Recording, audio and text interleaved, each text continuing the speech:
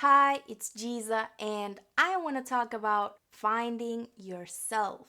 Who are you really? Who? Who? That's something you don't really think about when you're younger. But by the time you start thinking about it, you are already lost in all the things you see and experience. On one side, you are trying to mimic the world because you want to fit into it, right? And on the other side, you want to mimic what the people around you think it's cool because you want to fit into that smaller group, like a niche. But think about it. If there was only you in the world, would you dress the way you dress? Would you act the way you act?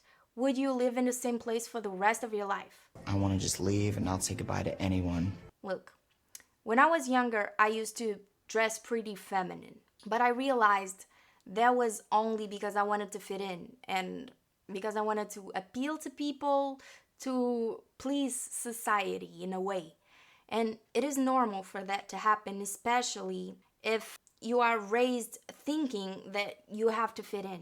That's something I've struggled with, but then I realized that the way I was acting, the way I was dressing, were tied to the idea of those things having to be the same as other people for them to like me. I've been trying to deconstruct that idea and trying to stay true to myself. But can you truly know yourself? Can you truly know who you are? In my opinion, That's my opinion! I don't think so. Because that's life. You go constantly through life getting lost and finding yourself again, only to feel like you don't really know yourself at all. What the hell? You might know what you like right now, but in a year from now, think about yourself from 5 years ago, even 1 year ago. Are you the same person, the exact same? Do you like the exact same things you used to like? No, because you are not just one thing. You are a lot of things, and through your life, you are a lot of different people. This is me now! You don't have to restrict yourself to a box where there's no room for growth. And mistakes are part of the growth. I'm honestly telling that to my 8-year-old self who tried to be goth because she wanted to look like her favorite character from a TV show. What I'm trying to say is, although you are constantly changing and you will never truly have that eureka moment of, I completely know myself, you can stay true to yourself. And I know that's hard with all the things that we see on the internet and all the likes, all the information that gets thrown into our brain, the rush of adrenaline that we get from instant gratification. Yes! But I'm gonna teach you my tricks that I use to stay true to myself and to find little things about myself. For example, if you are in a situation where you're buying new clothes, or in a situation where you might have some social anxiety or you have to make a decision about your life, just imagine that you're in a bubble, okay?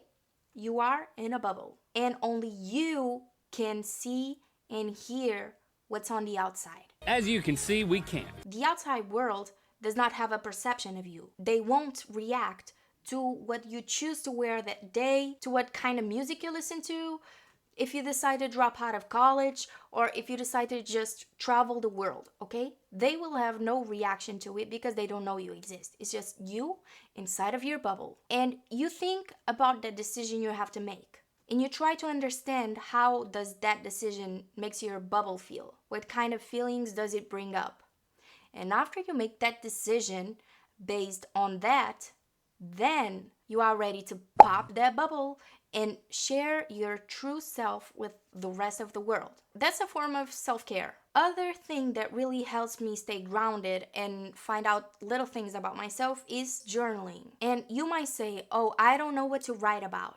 You can literally write about anything. Whatever you want. You can write about your favorite movie, your favorite TV show, feelings you like to feel, feelings you don't like to feel.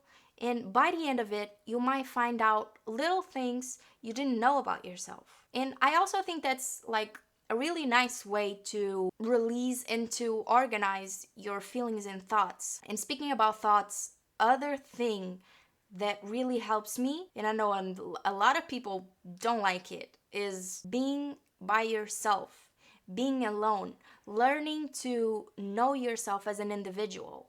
When you're alone with your thoughts, you discover so many things about yourself. And I know a lot of thoughts can be scary, but when that happens, just stop and take a step back. And then you will name 5 things that make you smile, that make you feel warm, that make you feel good, okay? You name 5 things. And what will happen is, because you're having bad thoughts, it's going to be hard to think about those things, right? Because you're having bad thoughts. So you'll have to make extra effort to think about those good things. While you're doing that, the bad thoughts are going to get smaller. They're still going to be there, but they'll get smaller and go to the back of your head. And it only takes one thing that makes you smile or that makes you feel good or feel warm for you to be like, oh, that makes me smile, that makes me feel good. And then the other good things will start to pop up like a domino effect. That is such a great trick for when you're having bad thoughts. At least it works with me. But what I really want you to know is that everything that comes from a place of wanting to be liked by others and wanting to please others, that's only reflecting others onto you. And that's why sometimes you feel weird and you feel out of place and you feel like you don't really like yourself. Because that person that you're building is someone you're building to be liked by others. You just have to be who you like. You are the reflection of what makes you happy. You are the reflection of what makes you feel good. You don't have to be more and you don't have to be less. You just are. Wow, Jesus, that was intense. Let's tone it down. It all comes down to you knowing that you don't need to figure out who you are. In the same way that when you're reading a book, you don't start reading it from the end, because then the story won't make sense, right? And you won't be able to enjoy all the emotions that reading the entire book brings you. You will figure out the story along the way. That's what happens. I've struggled with this for so long and I've always felt like I was no one because I didn't really know who I was. But there's no right answer for who you are, because you are constantly changing and you're not just one thing. So just enjoy and have fun, because let me tell you, this is a really big book with a lot of plot twists until it gets to the end. Until then, see you next time.